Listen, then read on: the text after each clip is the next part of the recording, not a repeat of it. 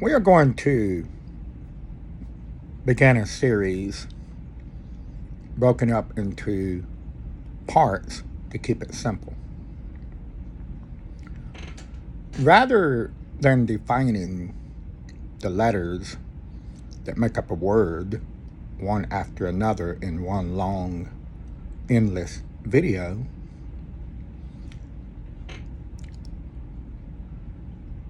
let me think here for a minute. My eyes are bluey,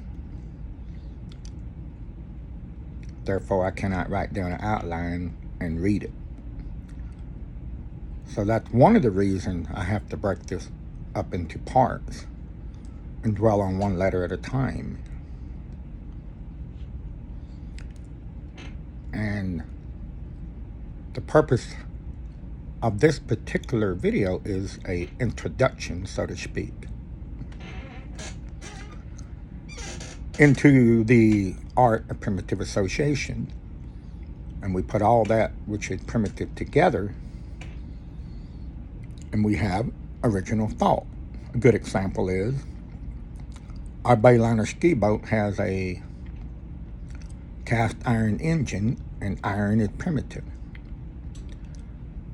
It uses copper for the wires, and copper is a primitive element.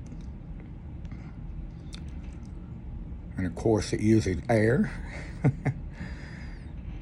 It uses a carburetor designed to make the gasoline, and gasoline is made from primitive crude oil. And you put all these primitive elements together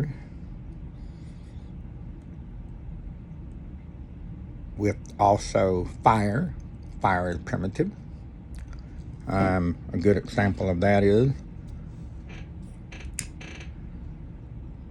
that fire is no different than it was in the beginning. Past, present, future. Fire will always be a primitive action. And we put all these things together that are primitive, and engineers working together create a 4-cylinder engine that gives us a lot of power so I can hold on to the rope and go water skiing.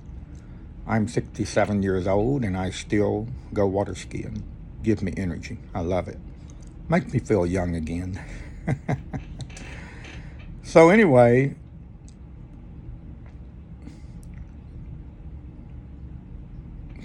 when all these things are put together by these engineers to make an engine that run, that's original thought. And so it is with everything else.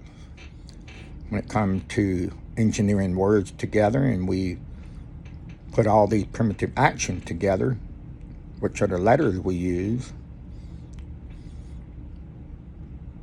we use original thought to create a way of communicating, expressing our thoughts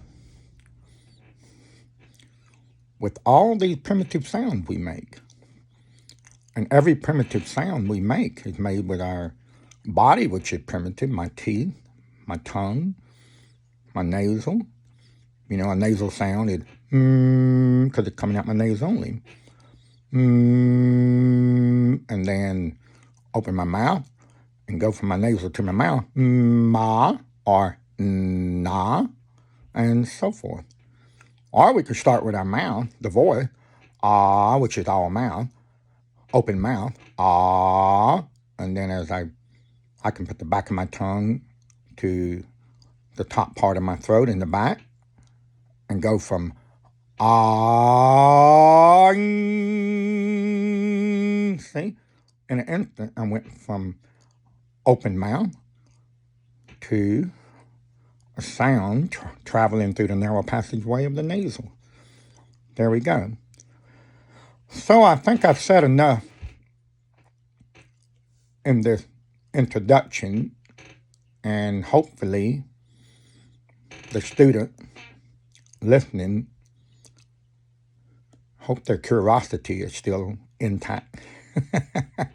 Be curious, because we all can learn. We have that ability. We humans have that ability to have original thought, working with the primitive world of nature around us. So I think I've said enough.